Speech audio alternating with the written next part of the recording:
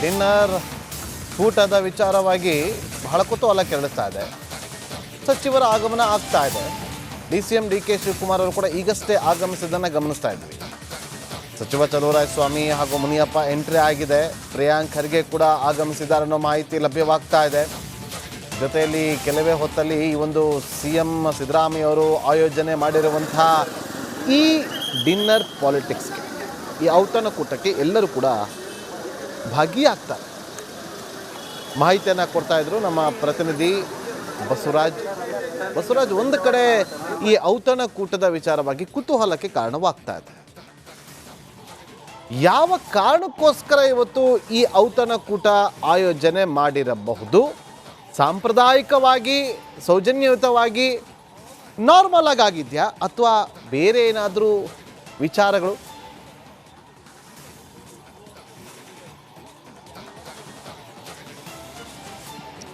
ನಾಗೇಂದ್ರ ಬಾಬು, ನಾನು ಈಗಾಗಲೇ ಹೇಳಿದ ಹಾಗೆ 2-3 ವಿಚಾರಗಳು ಪ್ರಮುಖವಾಗಿದ್ದಾವೆ. ಬಹಳ ಪ್ರಮುಖವಾಗಿ ಕಳೆದ 6 ತಿಂಗಳಿಂದ CM ಸಿದ್ದರಾಮಯ್ಯ ಅವರು ಔತಣಕೂಟವನ್ನು ಏರ್ಪಡಿಸಿರಲಿಲ್ಲ.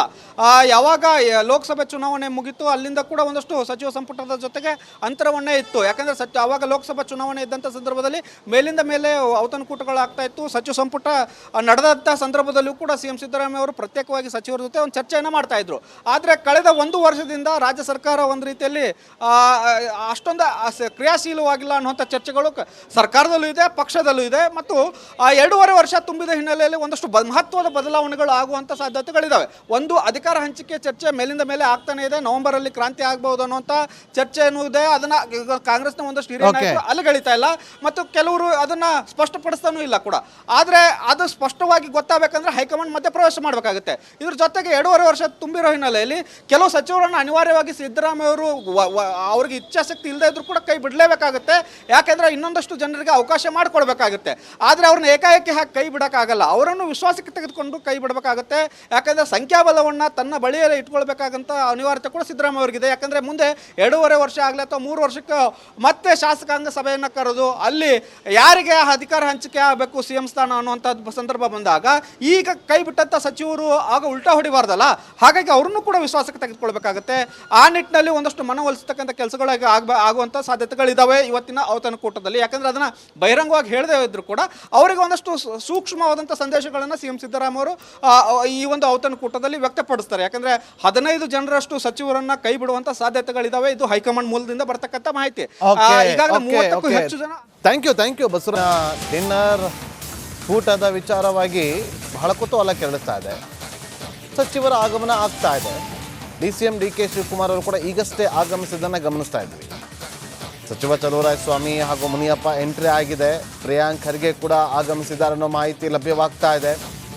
ಜೊತೆಯಲ್ಲಿ ಕೆಲವೇ ಹೊತ್ತಲ್ಲಿ ಈ ಒಂದು CM ಸಿದ್ದರಾಮಯ್ಯ ಅವರು ಆಯೋಜನೆ ಮಾಡಿರುವಂತಹ ಈ ಡಿನ್ನರ್ ಪಾಲಿಟಿಕ್ಸ್ಗೆ, ಈ ಔತಣಕೂಟಕ್ಕೆ ಎಲ್ಲರೂ ಕೂಡ ಭಾಗಿಯಾಗ್ತಾರೆ. ಮಾಹಿತಿಯನ್ನು ಕೊಡ್ತಾ ಇದ್ರು ನಮ್ಮ ಪ್ರತಿನಿಧಿ ಬಸವರಾಜ್. ಒಂದು ಕಡೆ ಈ ಔತಣಕೂಟದ ವಿಚಾರವಾಗಿ ಕುತೂಹಲಕ್ಕೆ ಕಾರಣವಾಗ್ತಾ ಇದೆ. ಯಾವ ಕಾರಣಕ್ಕೋಸ್ಕರ ಇವತ್ತು ಈ ಔತಣಕೂಟ ಆಯೋಜನೆ ಮಾಡಿರಬಹುದು?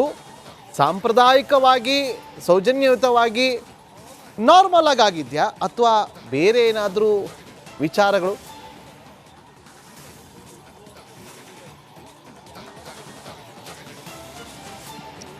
ನಾಗೇಂದ್ರ ಬಾಬು, ನಾನು ಈಗಾಗಲೇ ಹೇಳಿದ ಹಾಗೆ 2-3 ವಿಚಾರಗಳು ಪ್ರಮುಖವಾಗಿದ್ದಾವೆ. ಬಹಳ ಪ್ರಮುಖವಾಗಿ ಕಳೆದ 6 ತಿಂಗಳಿಂದ CM ಸಿದ್ದರಾಮಯ್ಯ ಅವರು ಔತಣಕೂಟವನ್ನು ಏರ್ಪಡಿಸಿರಲಿಲ್ಲ. ಯಾವಾಗ ಲೋಕಸಭೆ ಚುನಾವಣೆ ಮುಗಿತು ಅಲ್ಲಿಂದ ಕೂಡ ಒಂದಷ್ಟು ಸಚಿವ ಸಂಪುಟದ ಜೊತೆಗೆ ಅಂತರವನ್ನೇ ಇತ್ತು. ಯಾಕಂದರೆ ಆವಾಗ ಲೋಕಸಭಾ ಚುನಾವಣೆ ಇದ್ದಂಥ ಸಂದರ್ಭದಲ್ಲಿ ಮೇಲಿಂದ ಮೇಲೆ ಔತಣಕೂಟಗಳು ಆಗ್ತಾ ಇತ್ತು. ಸಚಿವ ಸಂಪುಟ ನಡೆದಂಥ ಸಂದರ್ಭದಲ್ಲೂ ಕೂಡ CM ಸಿದ್ದರಾಮಯ್ಯ ಅವರು ಪ್ರತ್ಯೇಕವಾಗಿ ಸಚಿವರ ಜೊತೆ ಒಂದು ಚರ್ಚೆಯನ್ನು ಮಾಡ್ತಾ ಇದ್ರು. ಆದರೆ ಕಳೆದ 1 ವರ್ಷದಿಂದ ರಾಜ್ಯ ಸರ್ಕಾರ ಒಂದು ರೀತಿಯಲ್ಲಿ ಅಷ್ಟೊಂದು ಕ್ರಿಯಾಶೀಲವಾಗಿಲ್ಲ ಅನ್ನುವಂಥ ಚರ್ಚೆಗಳು ಸರ್ಕಾರದಲ್ಲೂ ಇದೆ, ಪಕ್ಷದಲ್ಲೂ ಇದೆ. ಮತ್ತು 2.5 ವರ್ಷ ತುಂಬಿದ ಹಿನ್ನೆಲೆಯಲ್ಲಿ ಒಂದಷ್ಟು ಮಹತ್ವದ ಬದಲಾವಣೆಗಳು ಆಗುವಂಥ ಸಾಧ್ಯತೆಗಳಿದ್ದಾವೆ.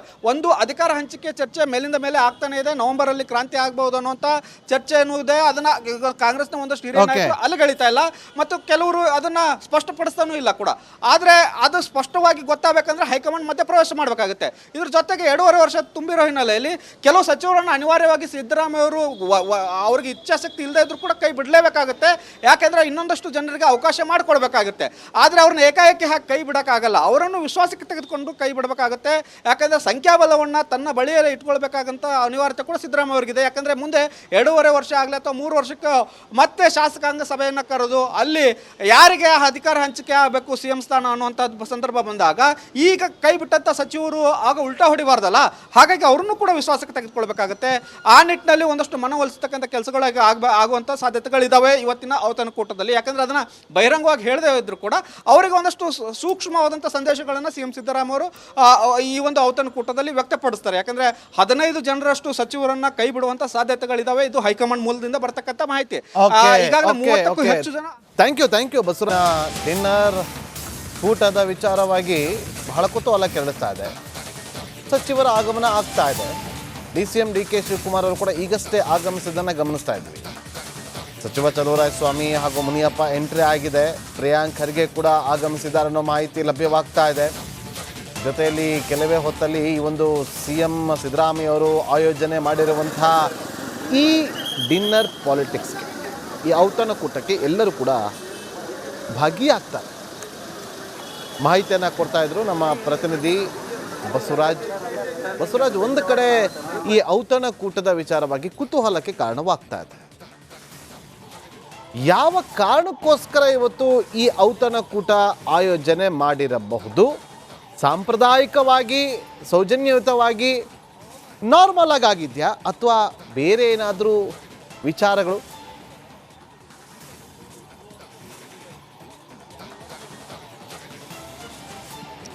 ನಾಗೇಂದ್ರ ಬಾಬು, ನಾನು ಈಗಾಗಲೇ ಹೇಳಿದ ಹಾಗೆ 2-3 ವಿಚಾರಗಳು ಪ್ರಮುಖವಾಗಿದ್ದಾವೆ. ಬಹಳ ಪ್ರಮುಖವಾಗಿ ಕಳೆದ 6 ತಿಂಗಳಿಂದ ಸಿ ಎಂ ಸಿದ್ದರಾಮಯ್ಯ ಅವರು ಔತಣಕೂಟವನ್ನು ಏರ್ಪಡಿಸಿರಲಿಲ್ಲ.